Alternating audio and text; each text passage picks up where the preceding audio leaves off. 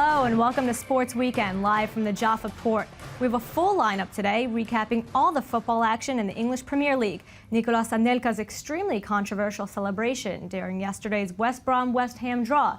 And are you ever too old to play basketball? 75-year-old Netta Furstenberg says no way. And in honor of 2013 coming to a close, our analysts give us their top moments of the year. Joining us for the show are i24News sports analysts Yoav Borovic and Danny Swibel and our Twitter extraordinaire Michal Divon. Welcome, guys. Thank you. And we're kicking it off with the latest EPL standings. While the world is on Christmas vacation and is in winter break mode, the English Premier League is in full throttle. The most riveting matches are taking place right now towards the New Year's. We look at the top of the table, all three teams within 2 points of one another, so close at the top. And you have what team looks strongest as these New Year's games commence? Arsenal are ranked first, but I don't think they're the strongest. They're not playing a very convincing football. They're not playing their usual attacking-minded football, but on the other hand, they're not conceding a lot of goals. So they're very consistent, but they need to get stronger. They need to get another striker, another defensive midfielder, another full-back. Second place, Manchester City, a great home team, 10 games, 10 wins, a goal-scoring machine, great strikers, great midfielders, but away form is not as good. Third place, Chelsea, maybe has the most star quality. They have the biggest star and manager, Jose Mourinho, 40 points, but not playing a very convincing football, but just getting better now, more compact. So it's going to be just a great race. We also have other teams we'll talk about. Just a great Premier League this year. And we also have Liverpool and Manchester United. Liverpool was at the top, lost 2 in a row, and they got bumped down to 5th. Manchester United at 9th, won 4 in a row, and they're up to 6th. What should we expect from these two teams going in the second half? First of all, we need to realize Manchester United and Liverpool are the two most legendary teams in British soccer history. United 18 championships, Liverpool 17. So you can never rule out those two teams. United started horrendously, but David Moyes, the successor of Alex Ferguson, is really getting stronger. Wayne Rooney is playing tremendously. Liverpool, great start. Luis Suarez, maybe the #1 player in the league, but they're lacking their captain, Steven Gerrard and Daniel Sturridge, and they lost 2 games now in Christmas.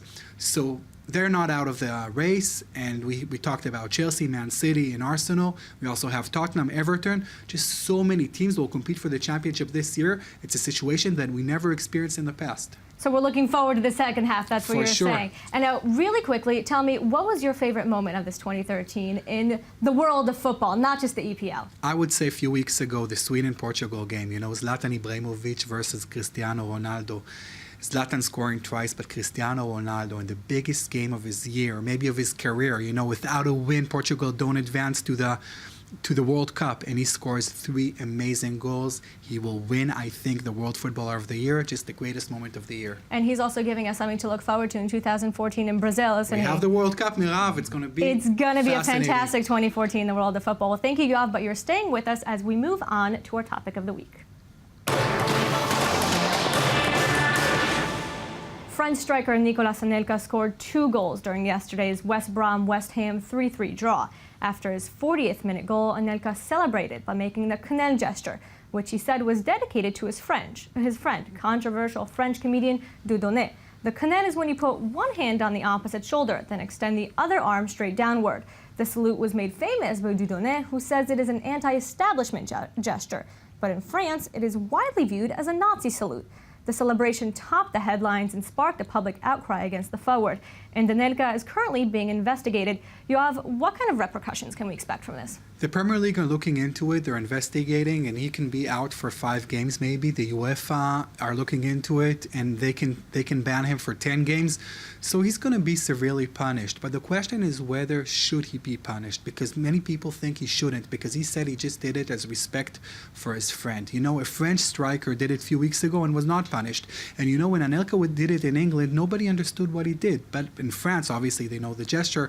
Some people say it's anti-Semitic, some people say it's anti-establishment. So the question is whether a player can bring his thoughts into the pitch. Some people say yes, some people say no. I think because his gesture is very problematic, maybe anti-Semitic, maybe he should get a ban, but I don't know for how many games. And Danny, I want to open this up to you as well. We see players doing these type of gestures and celebrations all the time, whether it's a funny touchdown dance or the Rabba sign that we saw just a couple weeks ago. Is there a way of keeping politics out of sports, or is this something that we have to get used to and accept in the world of sports? This is so tricky. Listen, I don't want the world to be such a PC, politically correct kind of world. But the thing is, certain things you do are just asking you for trouble. They're making waves. It's like pick your battles. You could do so many other dances and silly other things. Why do something like this, especially when it's upset a large amount of people in the world? And you have to look like you want to say something as well. Yeah, I think, Nicolas Anelka, we know him. He's 35 years old. So many controversies around this player for so many years. Maybe this is the biggest one. But I think he knew what he was doing. Now the question, what he meant. We cannot get into his mind. But it's, as Danny said, it's a very tricky question, but it's an interesting one. And I think it's good that sports is also part of the broader world, and we ask those questions. And quickly, Danny, we've also seen pictures surface of Tony Parker, Spurs player, doing this gesture. Americans don't really know what this means, but if they did have a clue what this is, would there be a reaction in the state? Because you don't usually see these type of gestures being done in the United States. There would absolutely be a reaction. People used to get very upset in all the things that Charles Barkley used to do back in the day in the NBA. So him doing something like this, people are going to get upset. Why make waves? There's so many other ways to celebrate. Pick your battles, because there's a lot of them out there. And now we're moving on. Michal's here with us. And Michal, obviously there have been a lot of reactions to this, especially on Twitter. So what do you have for us? Absolutely. So this episode has really created a ripple effect with millions of fans reacting, some for, some against. And actually, he reacts himself, something I'd like to show the viewers. Let's see Anelka's tweet. He says, this gesture was just a special dedication to my comedian friend, Dieudonné. Now, Dieudonné, he has been convicted 7 times in court of anti-Semitism. He's used the Heil gesture. He's done a lot of controversial things. So there's the saying that says, show me your friends and I will tell you who you are. And now, obviously, we've seen some reactions. So you're saying, well, this is doing this for your friend, but right. So the first reaction, which the tweet retweets Anelka's tweet, sorry, saying, this gesture was just a special dedication to my comedian friend who is a vicious anti-Semite.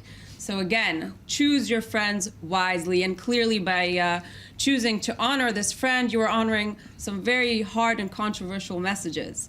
And then Anelka also came out and tried to defend himself in a little more of a controversial way, if you'd say so. Right. So he shows the following photograph where you see President Obama and Jay-Z and Beyonce doing something that he's trying to show is very, very similar. Of course, he's taking it out of context, and this has nothing to do with La Cannelle, but this is him trying very hard to kind of defend himself in a very odd kind of way. Hey guys, what do you think also? Obviously, he's trying to pin this on other people, saying, well, it's not just me. Look, even President Obama's doing it. And Jay-Z are just cleaning their They're brushing their shoulders dirt off your shoulders. It's a little Jay-Z move over there. Got 99 problems, and Cannelle ain't one. Cannelle isn't one of their problems, obviously not. But, besides for Cannelle himself, there have been other reactions around the Twitter sphere. There have been a lot of reactions. I would like to show a lot because, this message does say something loud and clear, and so fans have reacted.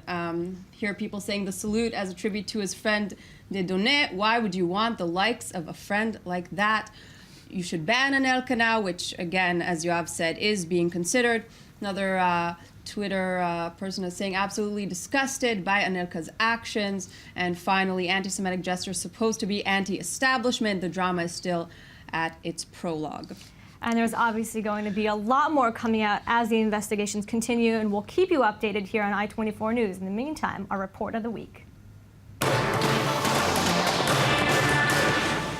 Netta Furstenberg first started playing basketball at the age of 15. And at the age of 75, she doesn't seem like she's anywhere close to retiring her jersey. Our Yoav Borovich caught up with the longtime player.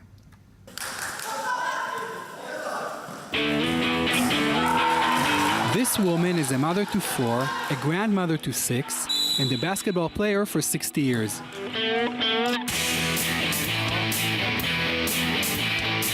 Meet Netta Furstenberg, a 75-year-old phenomenon. I started playing basketball at 15. I have condition since 15 years old till today. So I have no problems to run, to jump, to play.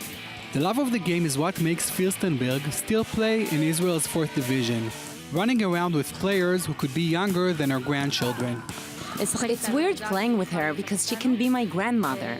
But it's also fun because she has life experience and she's smart, so she helps us. She tells us how to play, how to move, who to pass to. She tries to help us in every way. I give a lot of advice to the younger players, yes, because they haven't got basic. When I was young, basic was the first thing. A whole year, we just learned basic. We didn't play. So I have a lot to teach them. She can teach us so much, and she has a lot of experience, and she has a lot to give us in basketball and in life. She sees the game very well, much better than any of us, and she always tries to tell us during practices, during the games, tell us what we should do. While her teammates praise her play as well as her well of experience in sound advice and generosity, Fürstenberg is well aware of all the game has given her back. Basketball gives me, let's say, 2 hours thinking only basketball. No problems at home, no problems at Israel, no problems in work, only proper basketball. I recommend all old people not to sit at home looking at TV and sleeping. No, do some sport as a hobby. The girl that just scored could be her great granddaughter, and that's amazing what inspiration Neta gives to the girls in the team. She can run the court even though she's 75 years old almost. What can you still teach a 75-year-old player? You can teach her to use smarter power, not waste power and not waste energy. And that's it, I think. But in the end of the day, there's a game, and you need to win it. At least Fürstenberg needs to. Her team, Elitzur Givat Shmuel, beats Tel Kabir 33-28, and after the game, there's time for praise and pictures with the rival players. The feeling to win the game is wonderful. I always play to win, because winning is the motto of all the sport. From the older and unwilling to retire to the world's best basketball players, it's been an up and down year in the NBA. Plenty of injuries and surprise stories to keep us entertained for hours. But Danny, you're here with the best and the worst from 2013. That is correct. Well, kick it off for us. What's one of the best? Well, listen, as a Bulls fan, Marav, you know my motto has been for several years, beat the Heat, okay? But I don't want to be a hater. Heat, Game 6. The Heat were down and out. They were about to lose that series, okay? And this is Game 6 versus the Spurs. Versus the Spurs, yeah, the San Antonio Spurs. They were down 28 seconds left. The Spurs were up by 5. They were down and out. LeBron James shot 3 for 12 earlier in that game. I mean, they were in trouble big time. And in that time, LeBron got a 3. Ray Allen hit this big 3 at the end of regulation to put it to overtime.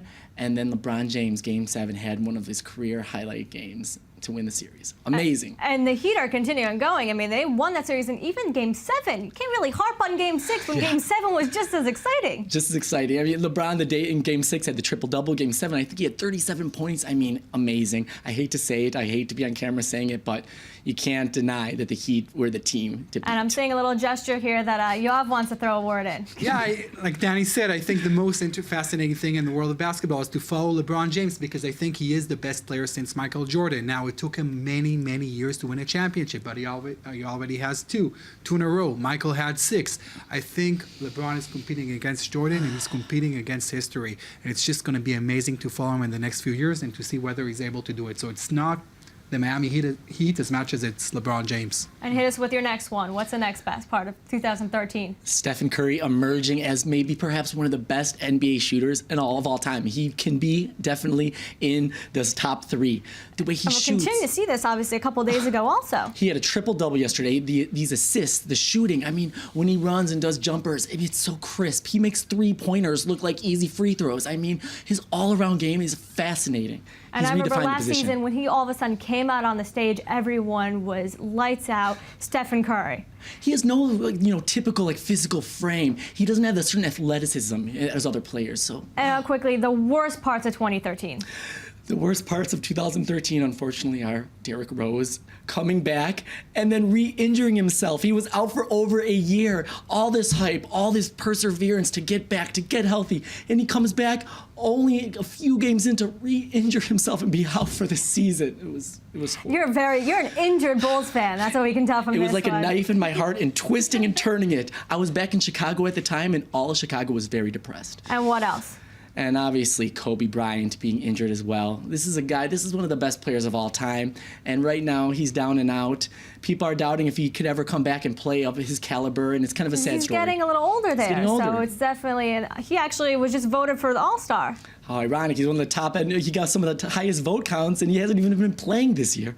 Well, Danny, thank you very much. And that's all for us today. For the latest sports news, you can find us online, i24news.tv, Facebook, or Twitter. And you can tweet at us, i24News Sports. We'd love to hear from you. For all of us here on Sports Weekend, I'm Mirav Savil. Thank you for watching, and we'll be right back here next Sunday.